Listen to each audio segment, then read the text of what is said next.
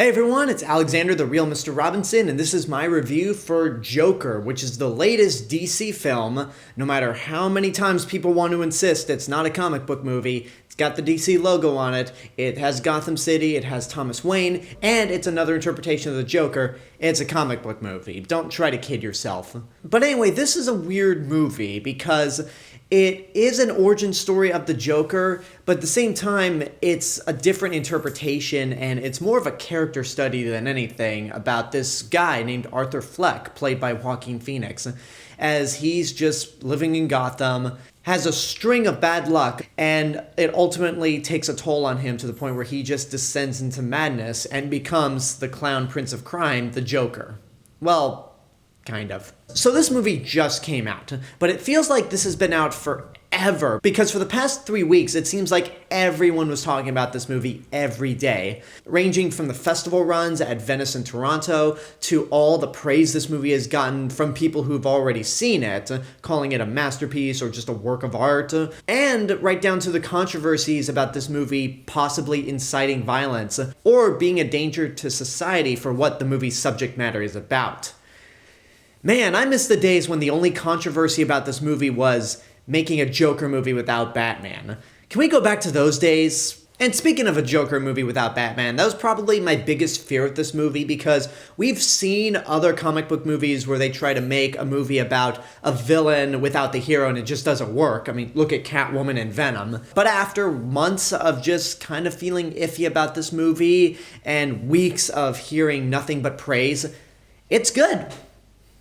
Yeah, it's just a good movie. Now, I know some people out there are saying, what? It's not great? Now, hold on. Hold your comments until the end of the review, because I don't want to have to go through another Scarface situation with Joker. For those of you who don't know, go watch my Scarface review and then look at the comment section. So the big thing that people are taking away from this movie is Joaquin Phoenix's performance and how he's incredible in it, and he's Oscar-worthy, he's the front runner for the Academy Award for Best Actor, and all of that is true. Joaquin Phoenix is really what makes this movie what it is. He is excellent in the role. And I've always loved Joaquin Phoenix. Even for some movies I don't like Inherent Vice, he is still a very talented actor, and I adore Her. Like, Her is just a brilliant movie, and he's great in that as well. He is just so mesmerizing in this movie. He's really dedicated to this role, and he manages to do his own take of the Joker character. If we're comparing Jokers, I mean, it's hard to compare because each interpretation in live action is just so unique and different and memorable, sometimes for worse. But I still prefer Heath Ledger and Jack Nicholson. But Phoenix manages to give us a Joker that's not really all that funny. Like, if you took Heath Ledger's Joker and you really, made him more realistic, I guess, and just took away all the funny bits, that would be Joaquin Phoenix's Joker, because this is a Joker that, outside of the Heath Ledger hair, is very different from what we've seen before. And for those of you who thought that Heath Ledger's Joker was psychotic and dark, Joaquin Phoenix will make Heath Ledger look like Cesar Romero by comparison. This is not a fun Joker to be around at all. And because Joaquin Phoenix's character is so disturbed and just so downright psychotic, it leads to some very disturbing scenes. In terms of the violence and just the overall nature of the movie, this movie pulls no punches. There are a couple scenes in this movie that really got under my skin and how deeply disturbing they are. Sometimes they're very subtle, sometimes they're really in your face, but they're effective nonetheless. And the cinematography in this movie is just gorgeous. It's weird to say, a beautiful looking movie, considering that this movie, more than any other Batman movie beforehand, has truly made Gotham look like a shithole. Gotham has always been that city where you wonder why people still live there, and for a while, Batman Begins did the best job of making Gotham just look kind of run down and dirty, but this one, oh man, this makes you really glad you didn't live in 1970s New York, because that's what this interpretation of Gotham is trying to be. And without the cinematography, I would never have been able to really get that feeling of Yeah, this place is a real shithole, whether there's a Batman or not. So yeah, there are a lot of moments in this movie that are just downright great. And as I mentioned on Twitter, Joaquin Phoenix's performance, the cinematography, and those deeply disturbing scenes are all great and help escalate what might be the most pretentious and overhyped movie of the year. Yeah, sorry to say this, but I don't dislike Joker. I could never say it's a bad movie, but I'm not in love with it. I really wish I could love this movie the way everyone else does, but to be honest, it just seems kind of hollow to me. Outside of Joaquin Phoenix and his performance and just watching that character just lose his mind and descend into madness, Joker doesn't really have a lot to say, and it thinks it has a lot to say. There's actually one line in the movie that kind of summarizes the whole thing for me. It's when Joaquin Phoenix's character says something that is supposed to come across as a joke, then the character asks, "What's the punchline?" And Joaquin Phoenix just goes, "There is no punchline." And that's how I feel about this movie. It tries to make this big, huge statement about the upper class citizens screwing everything over for the lower class, but it doesn't really go anywhere beyond that. And Arthur Fleck's reasoning for just descending into madness, I mean, outside of having one bad day after another,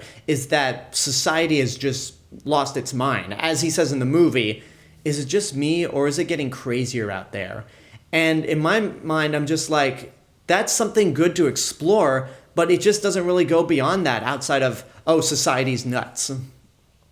Really? That's it? I mean, that's all you got, movie? And that's why I say that this movie is shallow and pretentious, because the movie is so focused on Joaquin Phoenix. I mean, he's almost in every frame of the movie. But with all these other themes that the movie wants to try to introduce, it just presents them and doesn't do anything with them. And it's rather disappointing for a movie that really marketed itself for being more sophisticated and deeper than any other comic book movie.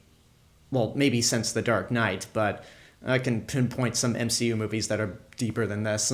Now, what about some of the other actors? Well, the other performances in this movie are great as well. You have Robert De Niro as the talk show host, similar to The Dark Knight Returns. You have Frances Conroy playing Arthur Fleck's mother, and she's very great in the small role she's in. And then you also have Zazie Beetz in the movie, who's also good, and I love Zazie Beetz, but she has the most thankless role in this movie. She just doesn't really serve a purpose. If you cut her character out of the movie, it wouldn't have made a difference because her scenes really go nowhere. Again, going back to this movie introducing these subplots or concepts, but not really going anywhere with them. She pops up as his neighbor down the hall, and they indicate that there's some sort of romantic interest between them. But after a while, once Arthur Fleck truly descends into madness, she disappears, and she never returns for the rest of the movie. And I'm like, well, at least she got a paycheck. Oh, and a few last-minute criticisms I have. One of them is more nitpick. The other, I really wish the movie didn't do. But there are probably a few too many slow-mo dancing scenes with the Joker. I mean, the first few times is fine, but after a while, it's just like, okay, we get it. He loves dancing to himself, and Todd Phillips loves filming these dancing scenes in slow motion. We get the point. Move along. And the last thing is that even though there is no Batman in this movie, they do a lot to try to connect this back to the Batman story, right down to the point where they do one thing in this movie where, I won't say what it is, but it just made me roll my eyes and go, are we seriously doing this again? Fine, whatever. I have a feeling I'm going to get a lot of flack for this review, but in the end, I just thought Joker is good.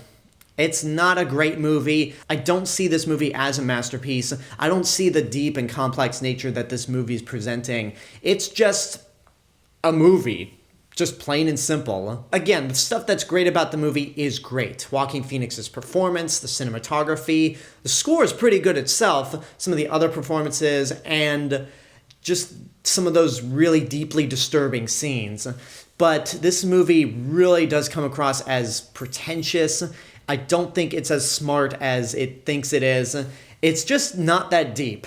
It's not going to make my best of list at all, but I don't dislike it enough for it to be on a worst of list. Like, it's not bad. Like, I don't see how anybody could look at this movie and say it's bad. You might not enjoy it, and that's fine. This is not an enjoyable movie to watch, but to say it's poorly made it's just wrong. It's really cool to see Todd Phillips go from movies like Old School and The Hangover to something like this, but at the end of the day, it's okay.